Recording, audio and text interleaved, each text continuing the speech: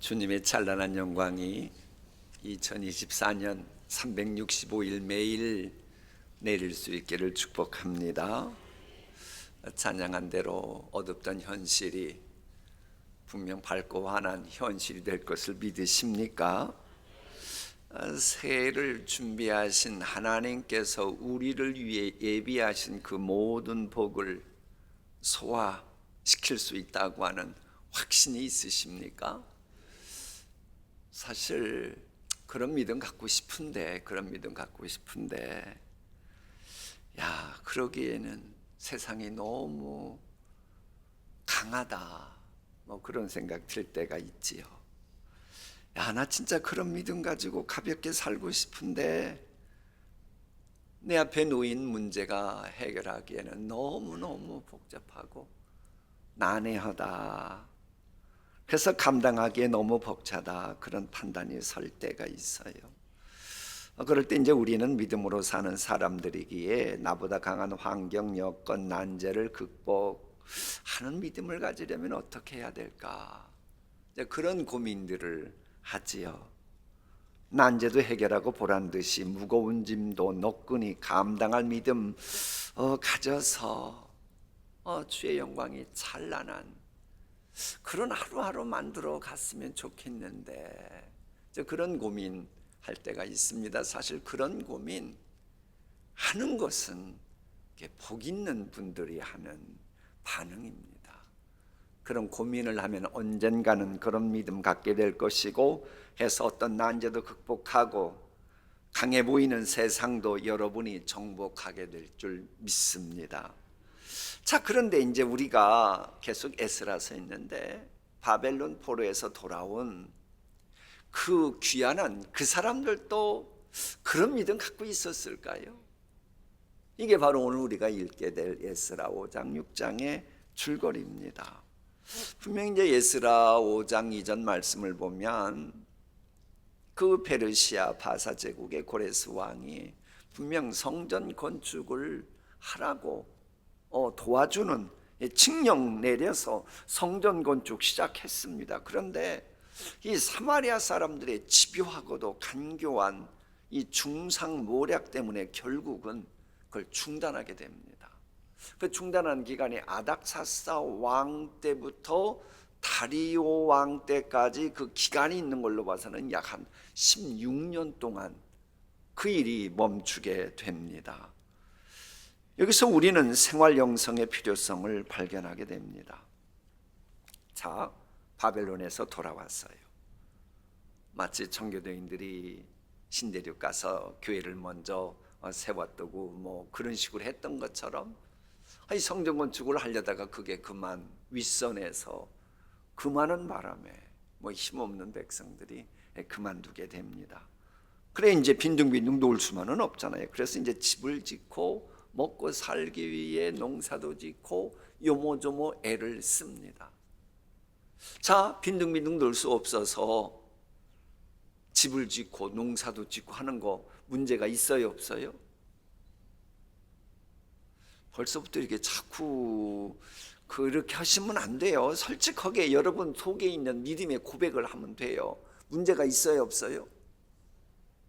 아니, 왜 문제예요? 하나님이 먹고 사는 문제를 분명히 말씀하셨으니 사는 건 전혀 문제가 없어요. 문제는 땅에 속한 그런 복을 누리는 데만 신경 썼다고 하는 것이 문제라고 하는 것을 우리는 알고 이 성경을 읽어가야 합니다. 왜냐하면 땅에 속한 복을 누리는 데만 자꾸 신경 쓰면 총량의 법칙에 의해서 하늘의 신령한 복과 관련된 영적 세계에 대한 정보가 텅텅 들어올 데가 없게 되는 거예요. 그래서 마음이 그쪽 분야는 완전히 바닥이 되는 겁니다. 요게 문제가 되는 겁니다. 여러분 그 말세지말이 되면 시집가고 장가가고 하는데 사람들이 유난히도 더 열성을 보이게 될 것이다, 그런 말씀이 있어요. 말세지말이 돼서 시집가고 장가가는데 열성적이다. 문제가 있어요, 없어요? 아니 생육하고 번성하라 그랬는데 시집가고 장가 가야지요. 아니 솔직히 뭐 시집가고 장가 가는 거 우리의 기도 제목 아닙니까? 목사인 저만 기도합니까? 우리 교인들 시집가고 장가 잘 가게 해달라고? 목사가 성경적이지 않는 기도 하겠어요? 아니에요. 그거 성경적이에요. 그럼 뭐가 문제라는 거예요?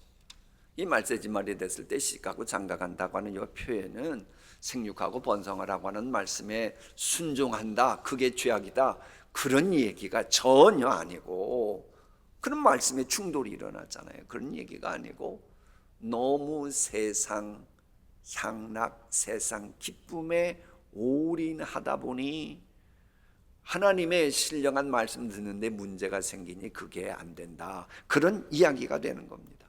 그래 우리는 새해를 살아가는 동안 일상생활과 관련된 복을 소화시킬 수 있어야 돼요. 동시에 일생생활의 범사 주장하시는 하나님께서 뭐라고 말씀하시는지도 아울러 경청해야 됩니다. 근신하여 깨어 기도해야 돼요. 그래야 영혼이 잘 되면서 범사가 잘 되도록 소화시키고 강건해지는 복도 누리게 되는 거예요. 그러니까는 운동도 새해가 되면 하셔야 돼요? 안 하셔야 돼요? 운동도 하시고 기도도 하시고 골고루 하시는 게 그게 성경적입니다. 물론 이제 이스라엘 백성들은 그랬을 겁니다. 성전 건축하다가 딱 16년 동안이나 그렇게 자꾸 연기될 때 그렇게만 했겠지요. 백성들이 모두 돌아왔을 때에 성전 재건하는 거, 그게 하나님의 뜻인가 보다. 이 엄청난 성전 재건이라고 하는 솔로몬의 성전처럼은 못해도 다시 그 일을 하려면 그 바벨론에 있는 사람, 우리 민족들이 다 돌아왔을 때 이 유중한 일을 감당하는 거, 그게 얼마나 바람직할까. 나라를 되찾고 백성들이 다 돌아온 다음에 힘을 모아서 하면 되는 거 아니겠어? 나라를 되찾고 정부 수립을 먼저 한 다음에 천천히 성전 재건하는 것도 나쁘지는 않지, 뭐 이런 생각 들었을 거예요. 그러나 그건 하나님의 뜻이 아니었습니다. 그래서 영적으로 민감했던 하나님의 사람들이 외칩니다. 그게 바로 학개서에 나와요. 여호와의 말씀이 선지자 학개에게 임하여 이르시되 이 성전이 황폐하였거늘 너희가 이때에 판벽한 집에 거주하는 것이 옳으냐? 그러므로 이제 만군의 여호와가 이같이 말하노니 너희는 너희의 행위를 살필지니라. 이게 뭐예요? 너희는 지금 하나님의 성전이 황폐되고 회파되고 그 일이 전혀 진전이 없는데 너희들 일상생활에만 올인하고 거기에 목숨을 걸어? 그럼 너희들이 그렇게 하는 일 다 여호와가 복 줄 줄 아냐?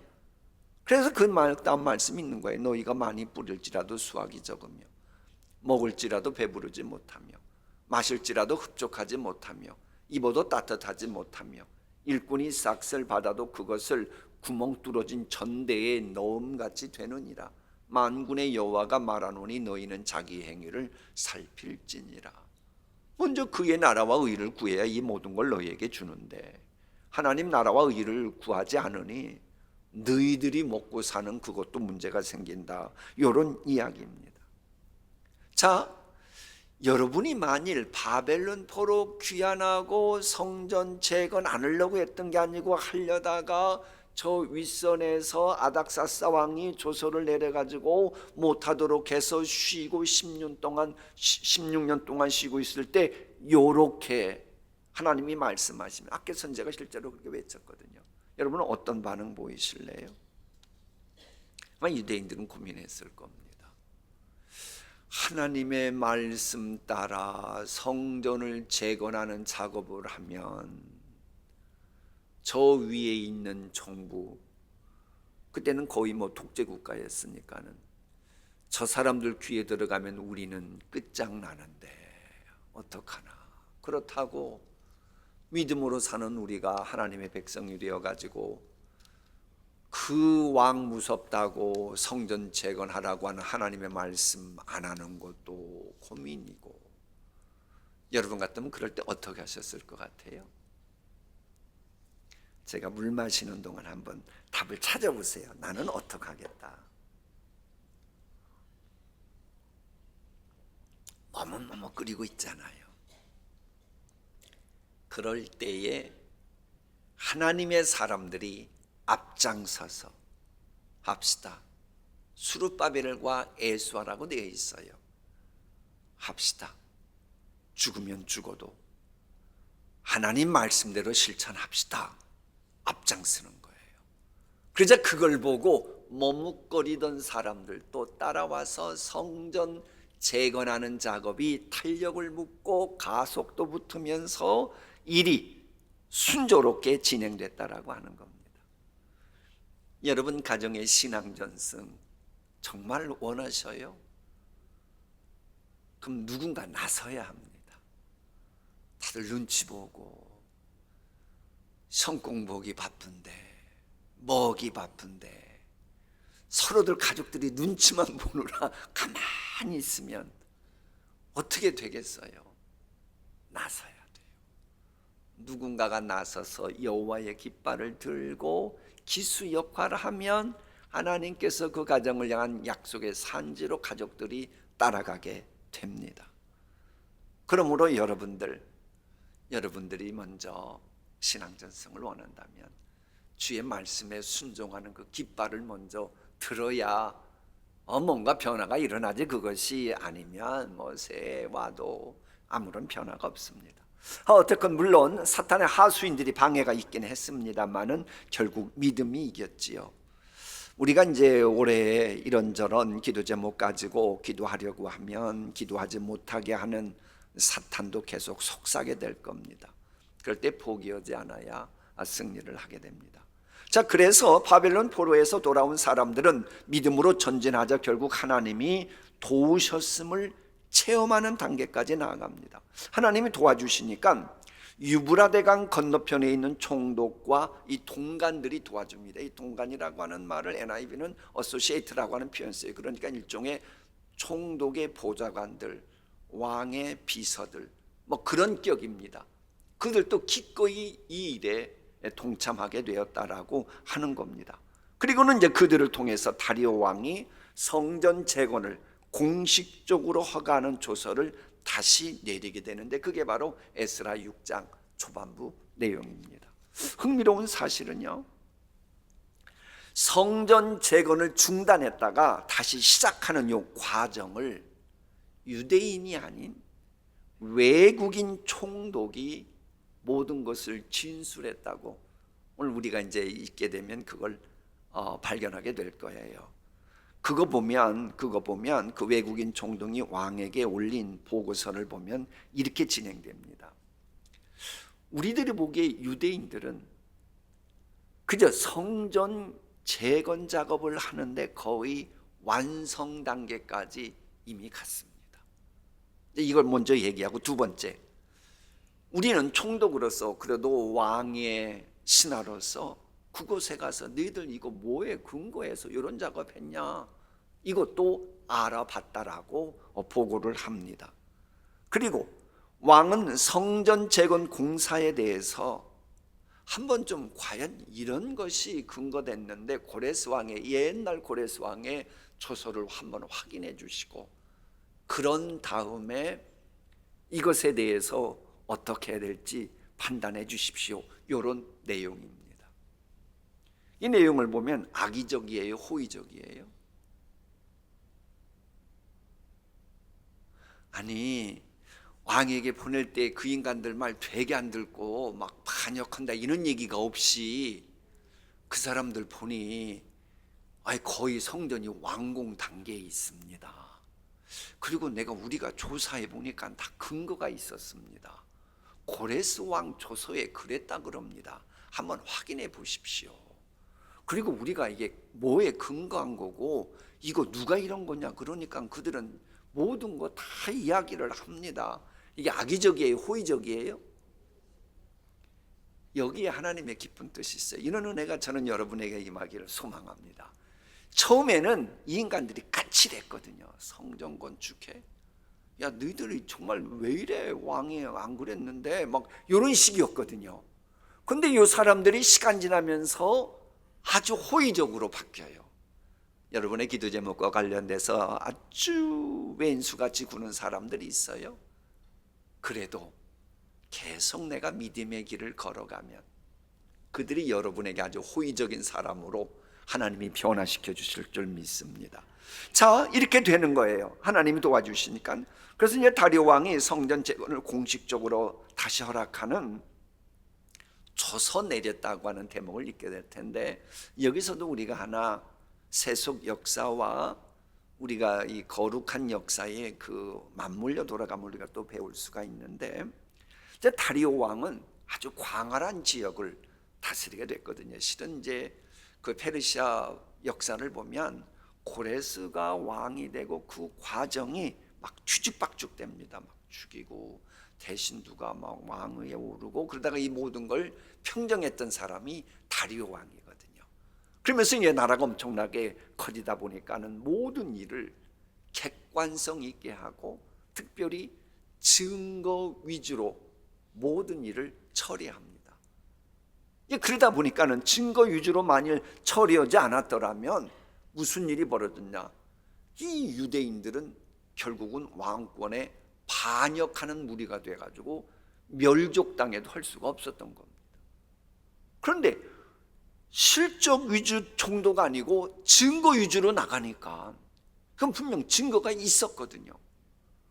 그러니까 다리오 왕이 나라 통치하는 통치 이념이라고 하는 걸 통해서 하나님이 하나님의 당신의 뜻을 점점 만들어 가시는 이제 그런 일을 우리는 알려주려고 그러는 겁니다. 그러니까 이 대목을 읽으실 때는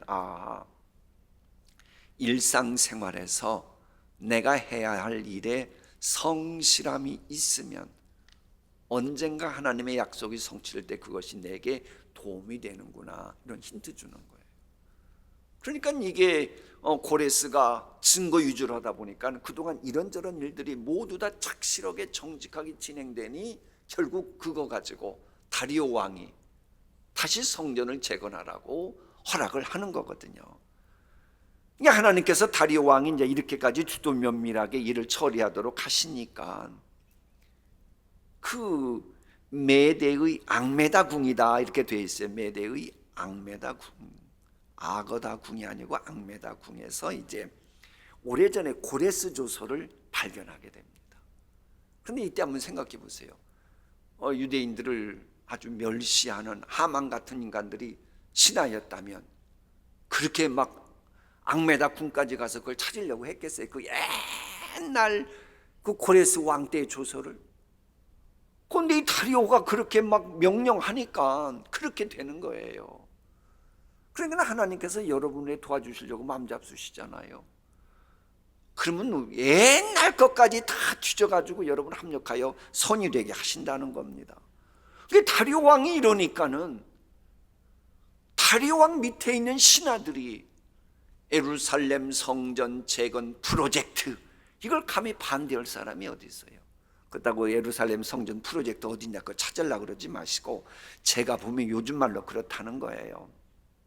이제 그러면서 이 모든 것이 드디어 완공됐고 완공되고 나니까는 유월절과 그리고는 봉헌식 했다 이러면서 이제 내용이 마치게 됩니다. 근데 이제 이런 관점에서 우리에게 기도 제목 주는 것을 좀 발견하려고 그래요. 에스라는 이 예루살렘 성전이 성공적으로 재건하게 된 스토리에는 세 개의 관점이 있었다고 알려줍니다. 첫째, 이 모든 사역의 주관자, 성전 재건 사업을 주재하시는 분은 하나님이셨다. 그래서 유다 백성 자신들은 천지의 하나님이 종이다라고 말합니다. 둘째, 이 예루살렘 사역을 촉진시킨 사람은 누구냐? 저것도 명시됩니다. 그건 고레스, 아닥사스다, 다리오 요 세 왕이었다고 명시합니다. 셋째, 이 예루살렘 재건 사역을 위해 동기부여하는 사람들이 방황하고 힘들고 어려울 때에 좌절했을 때 이들에게 말씀으로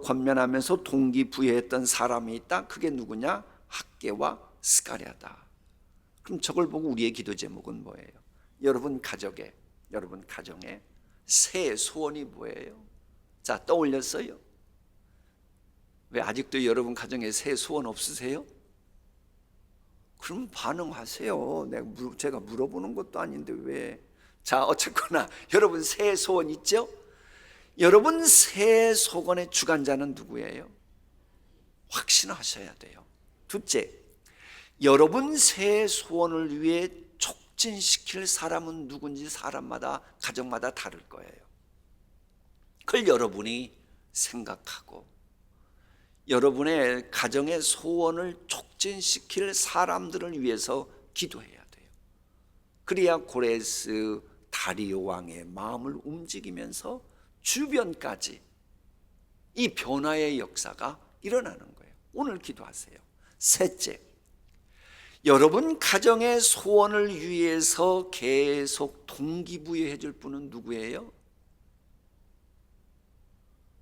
동기해 줄 사람인데 누구예요? 나가 누구예요? 여러분 조남을 대야 이게 분명하지. 자신감 없으니까 나라고 얼머부리고 그러지 마세요. 저는 이제 새해는 대충 넘어가지 않을 거예요. 여러분 가정의 소원을 위해서 성취하도록 계속 1년 내내 동기부여하실 분은 누구예요? 확신합니까? 그 믿음 가지고 기도하고 실천하십시오. 그럼 주님이 새해 주시는 그 모든 복 소화시키는 역사가 일어날 것입니다. 이 정도로 하고 하나님의 말씀 읽겠습니다.